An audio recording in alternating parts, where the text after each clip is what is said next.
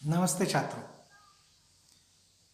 अपने स्कूल की ओर से ऑनलाइन अध्यापन प्रणाली के अंतर्गत अब जो फिर से लॉकडाउन की परिस्थिति हमारे सामने आ गई है और ऐसे समय में 10वीं कक्षा की जो परीक्षा है बोर्ड की वो भी नज़दीक आ गई है, तो हमें तो पढ़ाई निरंतर रखनी है, उसकी तैयारी भी करनी है।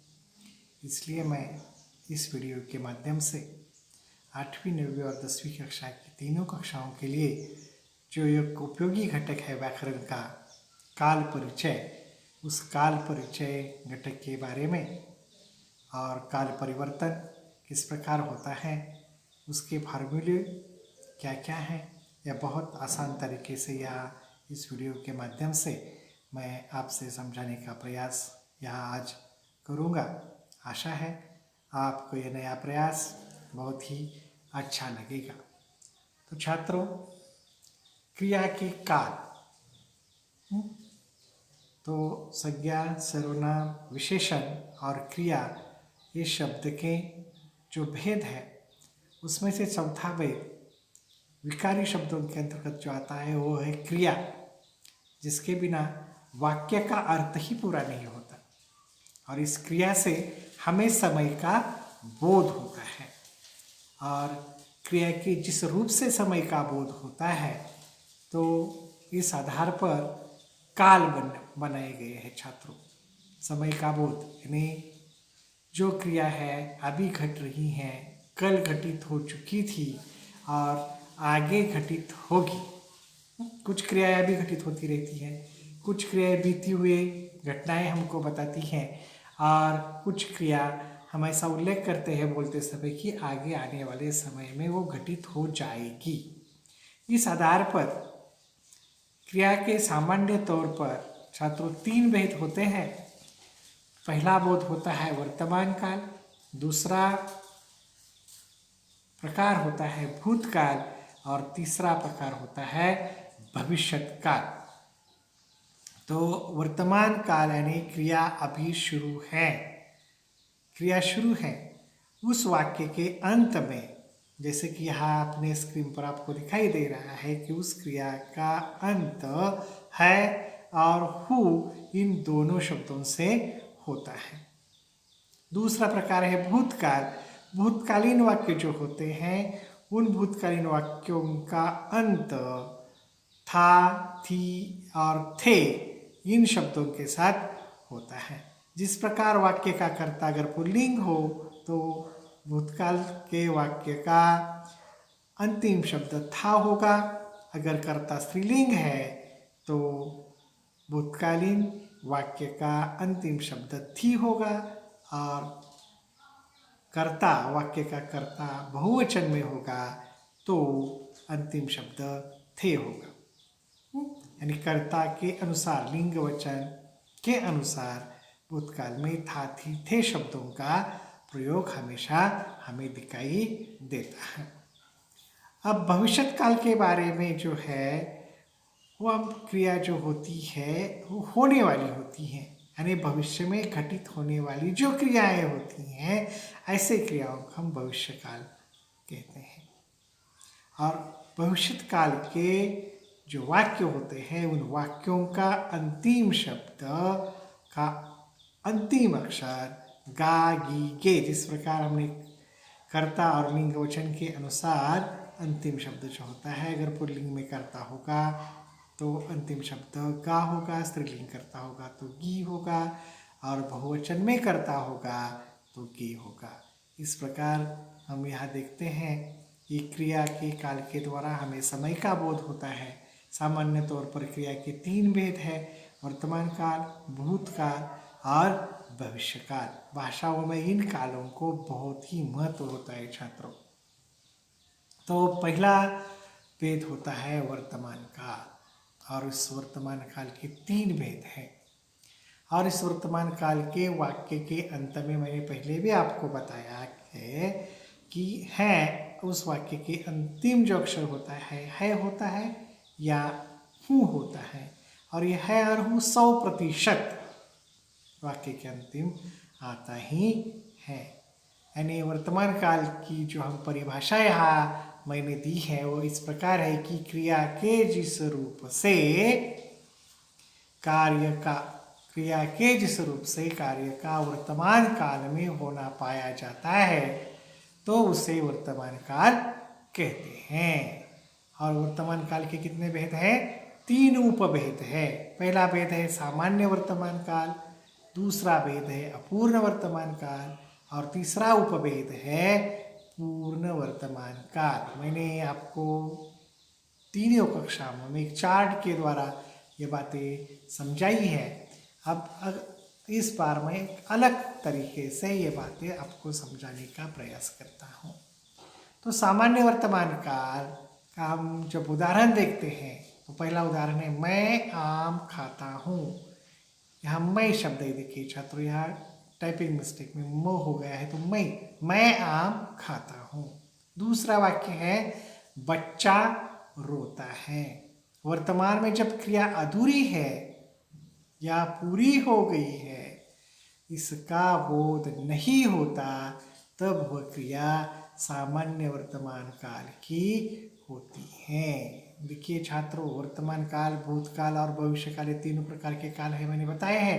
ये तीनों कालों में एक बात सामान्य तौर पर एक जैसी है, तीनों कालों के हर एक काल के 3 उपभेद है और वे बहुत ध्यान में रखने के लिए वो भी बहुत आसान है।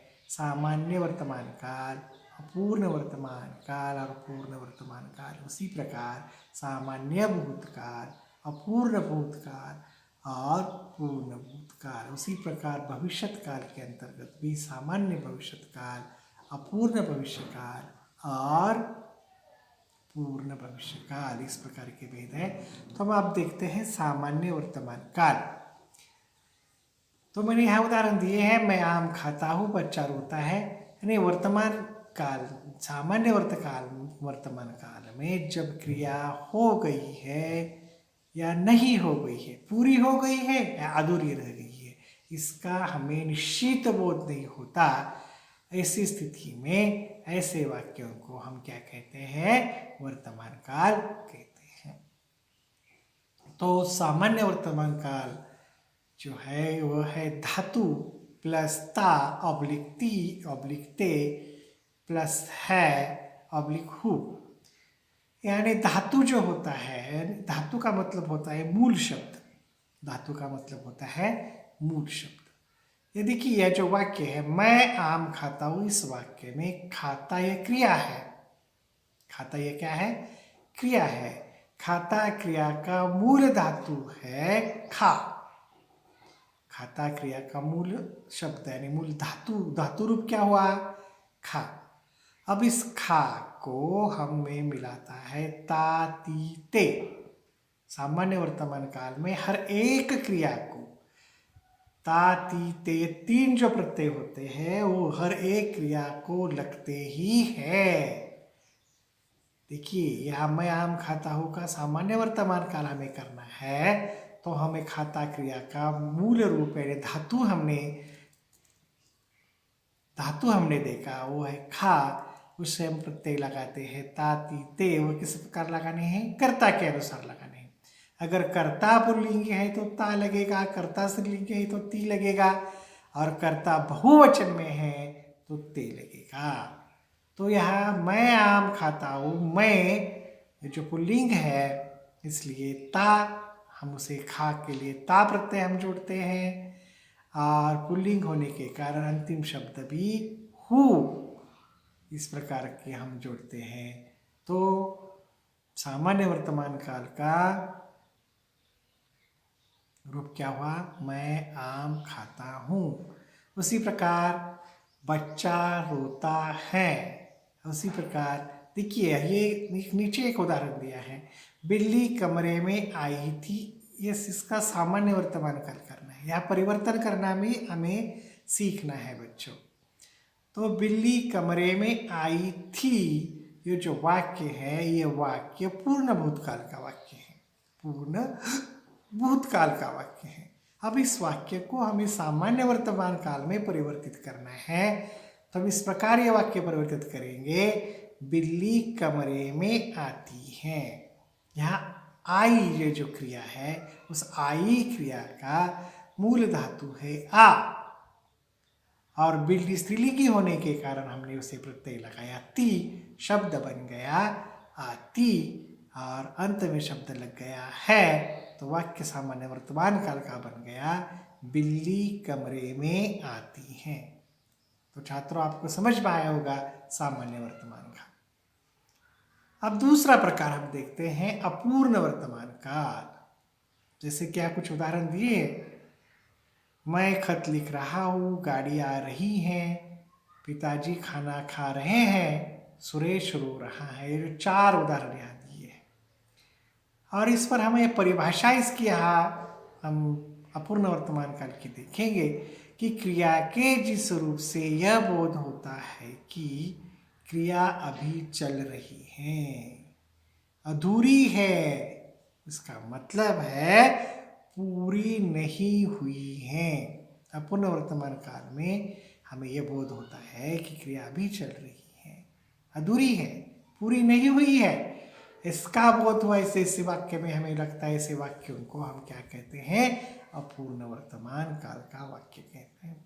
देखिए फार्मूला देखिए छात्रों इसका, देखिए ऐसे वाक्य में और अपूर्ण वर्तमान काल में हमने धातु यानी मूल शब्द, उसके आगे जो है अपूर्ण वर्तमान काल में सिर्फ ध्यान में रखने की बात है कि रहा, रही और रहे, यह शब्द जो है ये आते ही हैं, और उसके आगे प्लस में लगता है। देखिए कर्ता और वचन के अनुसार रहा, रही आपको मैंने बताया, ये सब कर्ता के अनुसार, कर्ता पुल्लिंग में होगा तो रहा, स्त्रीलिंग होगा तो रही, और बहुवचन में कर्ता होगा तो रहे शब्द रहेगा।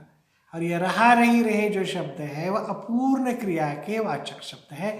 इसलिए चाहे वर्तमान काल हो, चाहे अपूर्ण भूतकाल हो, या चाहे अपूर्ण भविष्य काल हो, ये तीन ही अपूर्ण वर्तमान और अपूर्ण भूतकाल और अपूर्ण भविष्य काल में रहा, रही, रहे जो शब्द होते हैं वो लगे ही रहते हैं। यानी जिस वाक्य में रहा, रही, रहे शब्द आ गए तो हमें क्या पहचानना है, ये अपूर्ण क्रिया का वाक्य, चाहे वर्तमान काल में हो, भूतकाल में हो या भविष्य काल में हो।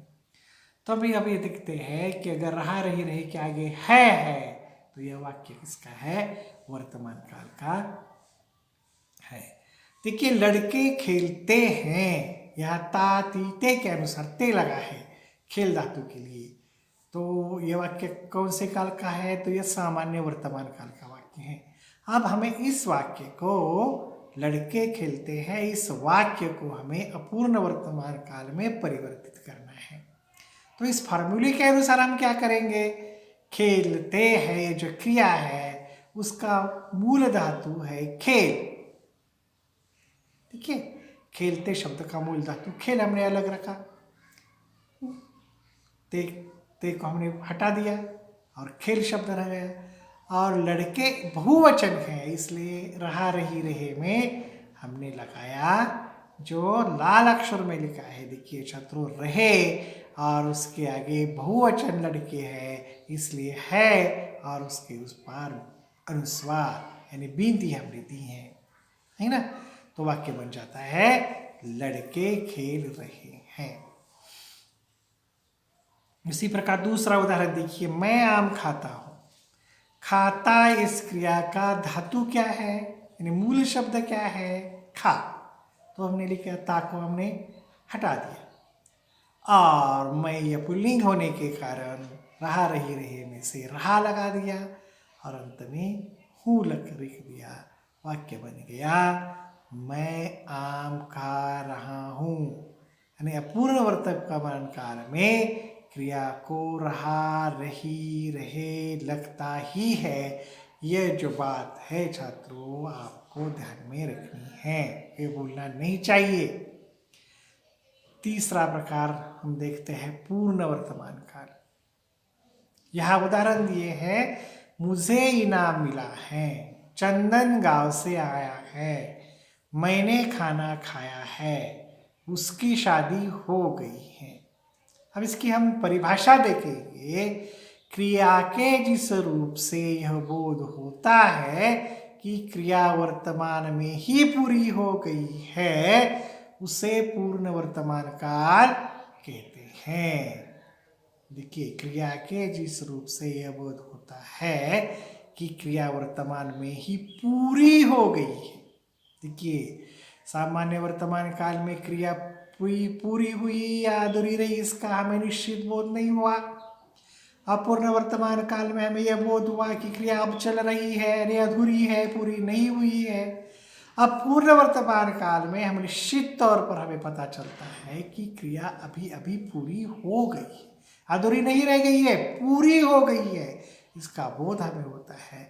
ऐसे वाक्यों को हम पूर्ण वर्तमान काल के वाक्य कहते हैं। उसका भी फॉर्मूला है छात्रों। यह धातु के आगे आ या कौन सा वर्ण लगता है? आ ऑब्लिक या प्लस है ऑब्लिक हूं, ये शब्द लगते हैं। देखिए, यहां उदाहरण के तौर पर समझाया है, मैं आम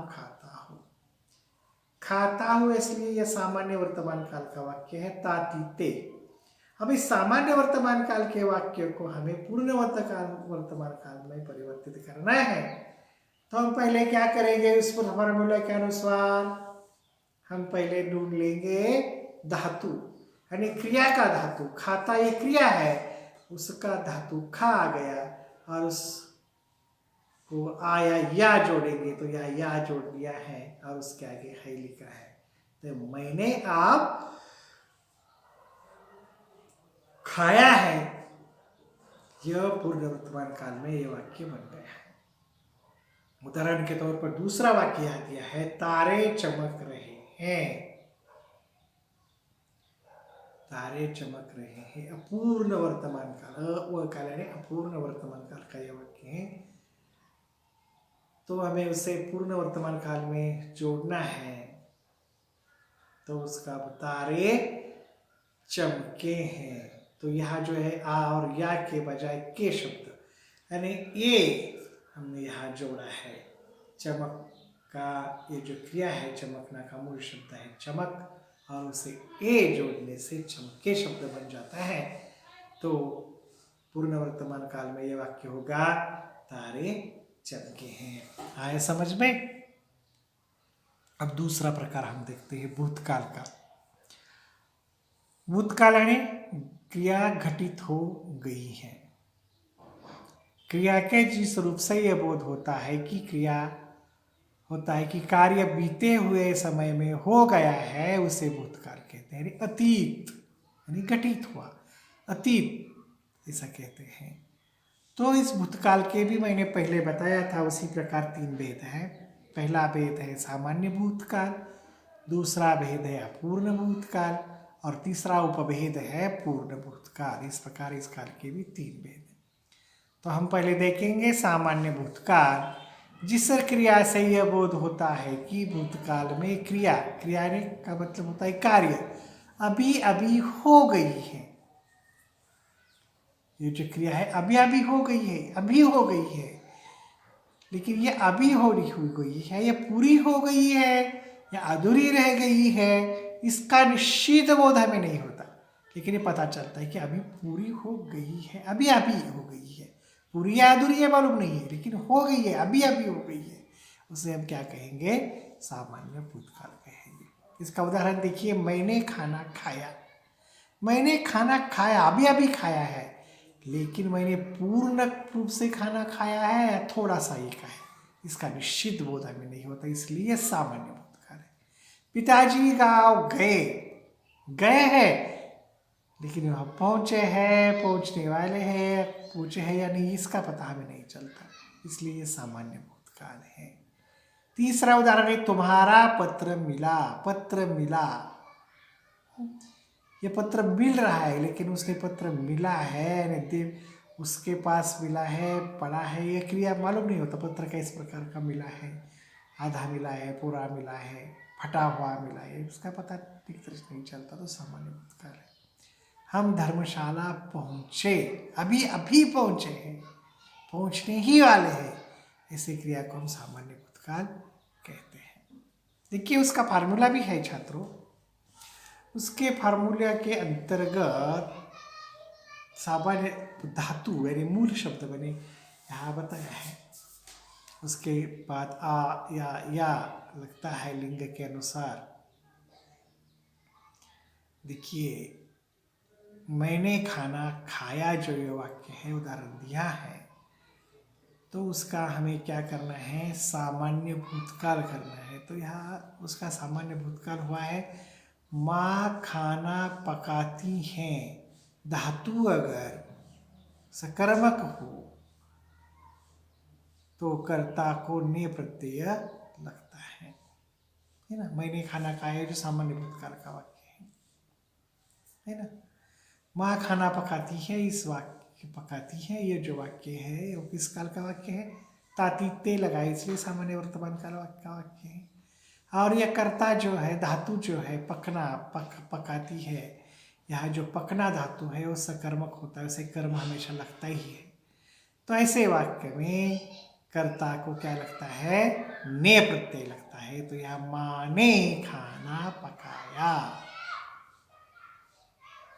इसी प्रकार। तो देखिए यहाँ भूतकाल का वाक्य है और आप कहेंगे पकाया, यहाँ वाक्य खत्म किया है, उसके आगे था थी थे नहीं लगाए। देखिए छात्रों ये जो है वो सामान्य वर्ग भूतकाल जब होता है तो था थी थे नहीं आता। दूसरा उदाहरण देखिए, सविता हिंदी कविता लिखती है। या मूल धातु है लिख, उसे प्रत्यय लगाया ई। सविता ने हिंदी कविता लिखी। देखिए महत्वपूर्ण बात ये पीले चौकोन में आपको बताई है, सामान्य भूतकाल के वाक्य के अंत में था थी थे नहीं आता। आए समझ में। अब हम देखते हैं अपूर्ण भूतकाल के बारे में। क्रिया के जिस रूप से यह बोध होता है कि क्रिया बीते हुए समय में भी जारी है, अपूर्ण है, पूरी नहीं हुई है, उसे अपूर्ण भूतकाल कहते हैं। देखिए उदाहरण, कहीं से खुशबू आ रही थी। आ रही थी यह क्रिया शुरू है, अभी आ रही है, खत्म नहीं हुई आने से। आ रही थी, अब भी आ रही है।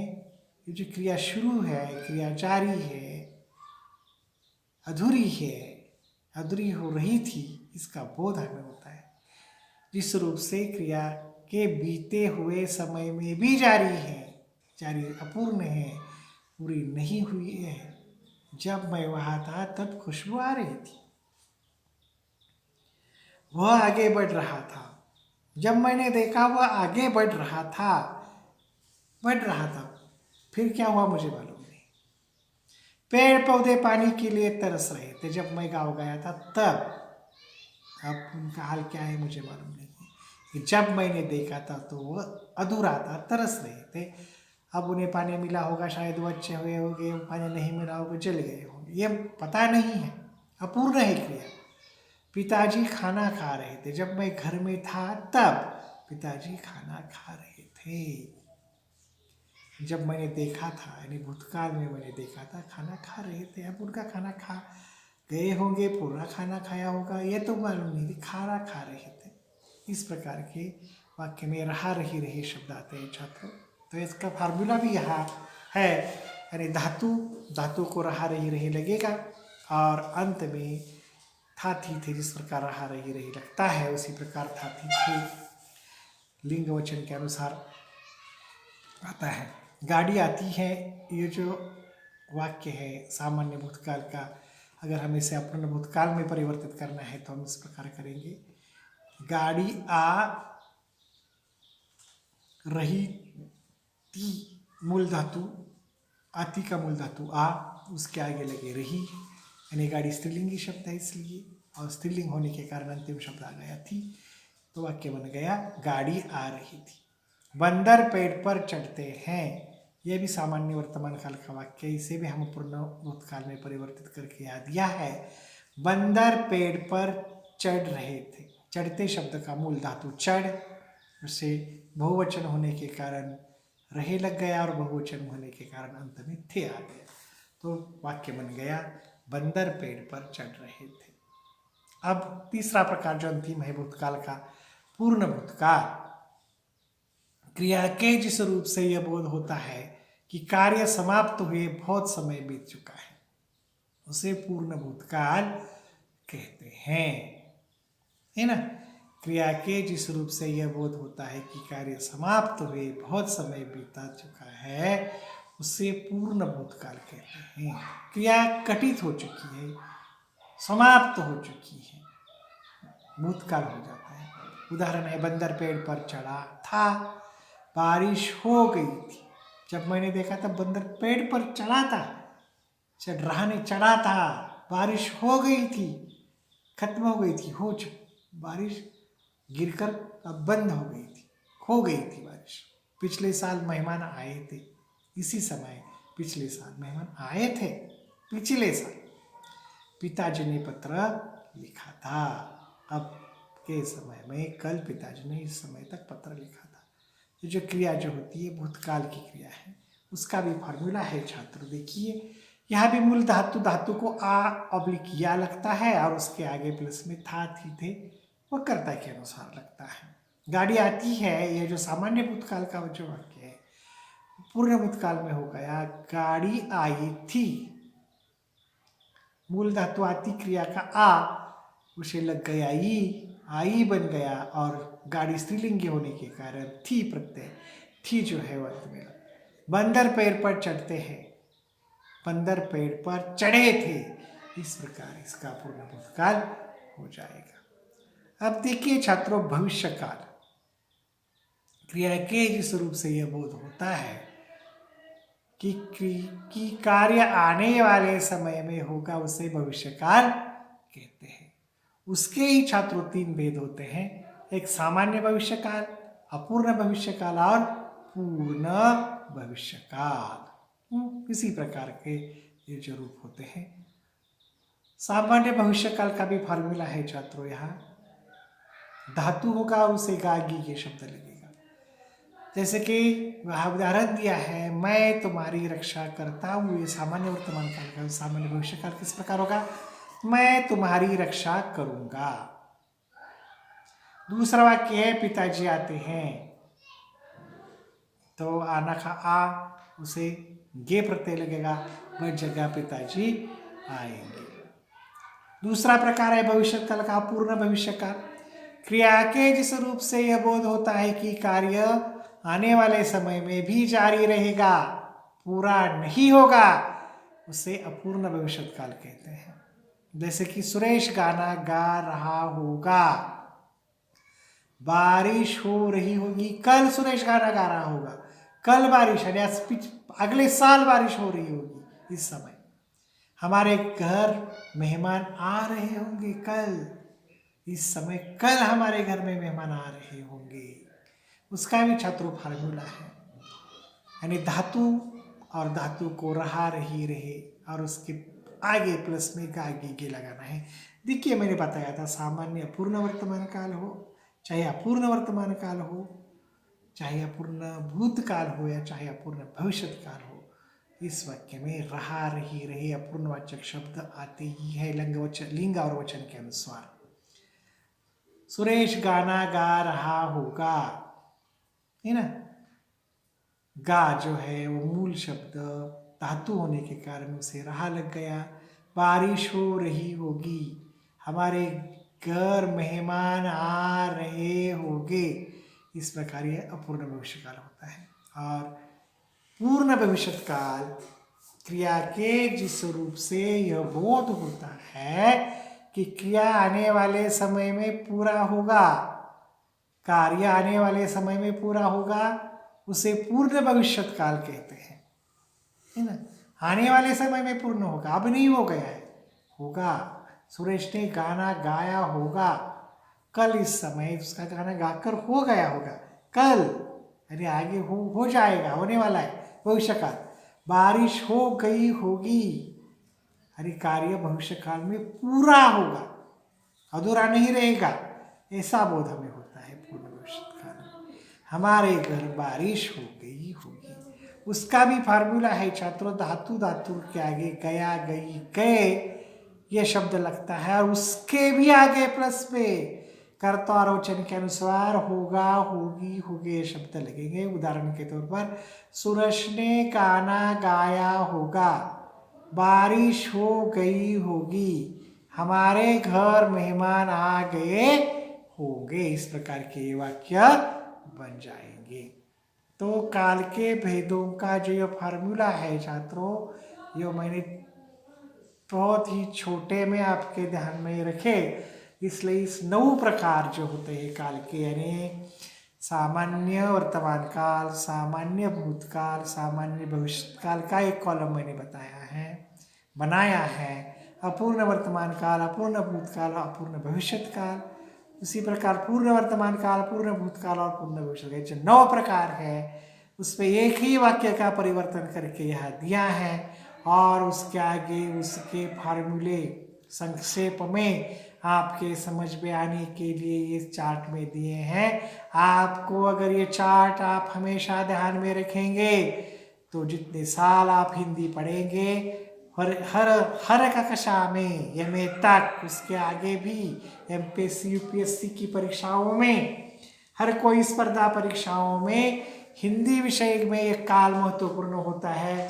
और आपको अगर ये चार्ट समझ में आ गया होगा, ये जो फार्मूले हैं आपको ध्यान में रहेंगे, तो मुझे लगता है कि काल परिवर्तन में आपके बिल्कुल अंक नहीं जाएंगे। देखिए, वर्तमान काल का रूप है अरहू। सामान्य वर्तमान काल में वाक्य बनता है बंदर पेड़ पर चढ़ता है, उसी प्रकार बंदर पेड़ पर चढ़ रहा है और बंदर पेड़ पर चढ़ा है। ये वर्तमान काल के 3 प्रकार हो गए। उसी प्रकार सामान्य भूतकाल में यह वाक्य बनेगा बंदर पेड़ पर चढ़ा, अपूर्ण भूतकाल में बंदर पेड़ पर चढ़ रहा था, पूर्ण भूतकाल में बंदर पेड़ पर चढ़ा था। इन वाक्यों के अर्थ में जो सूक्ष्म भेद है यह हमें समझ में आना चाहिए, तो हम गलतियां शायद नहीं करेंगे। उसी प्रकार सामान्य भविष्य काल में यह वाक्य बनता है बंदर पेड़ पर चढ़ेगा, यानी अपूर्ण भविष्य काल में बंदर पेड़ पर चढ़ रहा होगा, और पूर्ण भविष्य काल में बंदर पेड़ पर चढ़ा होगा। इस प्रकार वाक्य यहाँ परिवर्तित होते हैं। छात्रों, कितने भी बड़े वाक्य क्यों न हो, हम उसका परिवर्तन हमें करना आता ही है।